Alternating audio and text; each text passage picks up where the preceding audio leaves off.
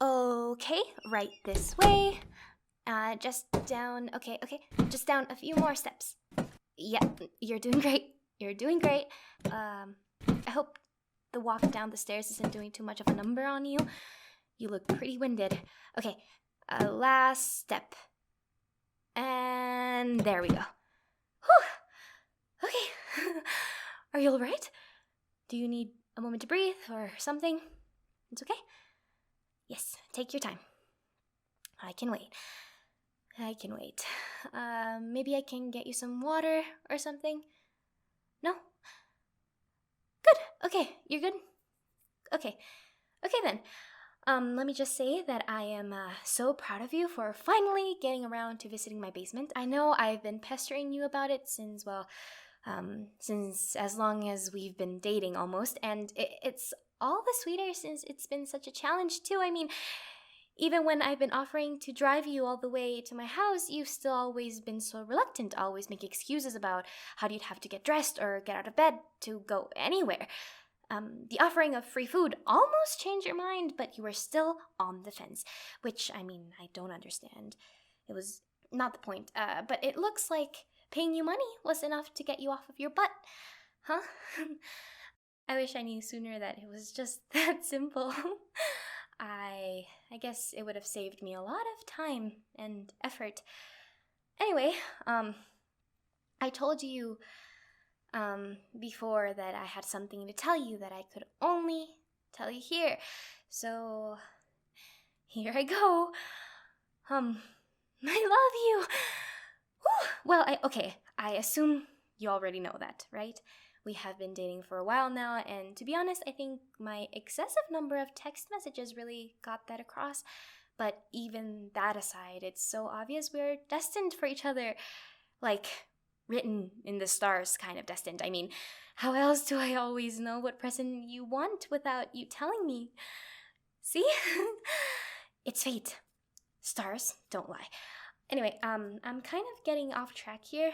So, you see, my confession was more about why I love you. I love you because you're lazy. Like, really lazy. Ridiculously, supernaturally lazy. You're the living parody of a lazy person, you know that.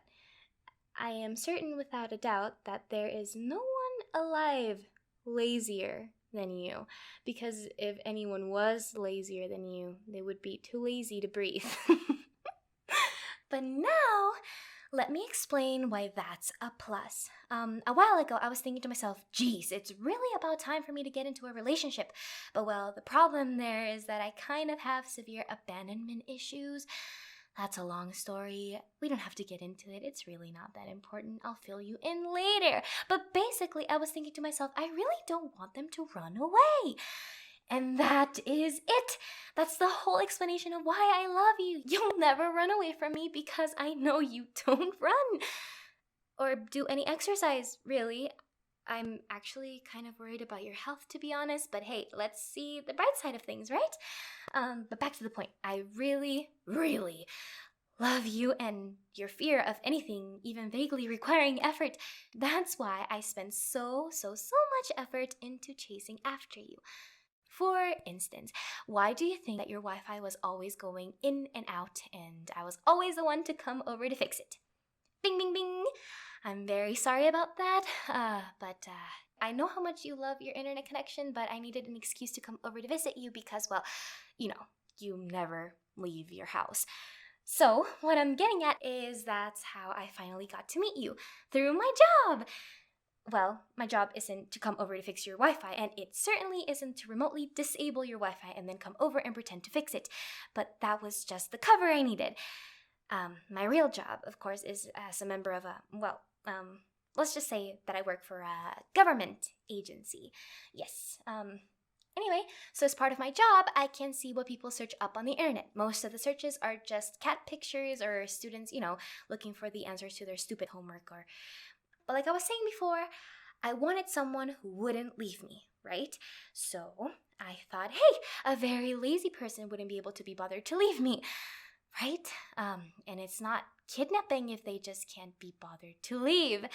So I'm in the clear, right? So then I thought to myself, okay, then in that case, let's look to see who made searches on the internet that would indicate that they are super lazy. And did your searches indicate you were lazy?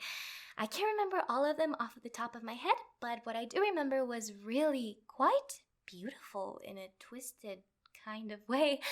Okay, so first of all, the intent of your searches was, well, it was something. For instance, I'm sure you meant to search how to turn off the lights without getting up. But the thing is, you couldn't even put in the effort to type the entire thing out. You just typed turn off light, no stand. Your laziness, or perhaps I should say your efficiency, was truly inspiring. Though it didn't stop there, of course. If I recall, you also searched for things such as make money from bed or job for lazy. That's it. You even asked Alexa to make you a sandwich. I'm gonna let that one pass. Seeing those phrases in your search history, though, gave me utmost confidence that you're the laziest person to ever exist. That you're a person so lazy that you'd actually stay with me. And laziness aside, I know that you often say that you want to stay with me, but with my sort of personality, that's hard to take at face value. But even so, I really, really, really want to believe you. And at least when you stay with me like this, it lets me pretend to really 100% believe you. This is why we're in my dark basement. So thank you. I really want to stay with you too. The only person who I don't have to tie up or anything. I'll just leave you be and you'll just not move. Now, I know life can be difficult for someone as dedicated as you. After all, you can never seem to put in any effort into school or looking for a job or even doing basic chores like cleaning up your living space. But do not worry, I put extra care into the basement so that it would be a paradise for someone as special as you. Look, it's got everything you'll ever need here. The first thing you'll notice is the bed. Did you know they made them this big? I had no idea. I really don't know. I made sure to make it nice and comfy since I assume it's where you'd like to be spending most of the time. It's just an assumption, but we both know I'm right. I'm always right. And there's even a fridge right next to the bed, so you don't have to get up for food or refreshments or anything.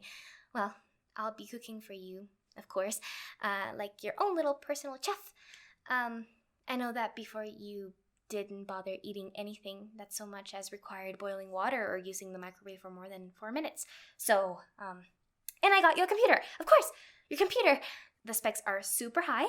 I should know. It's the same model I used to run simulations on. That's classified work-related stuff. But trust me, it's a really, really super good computer. What else?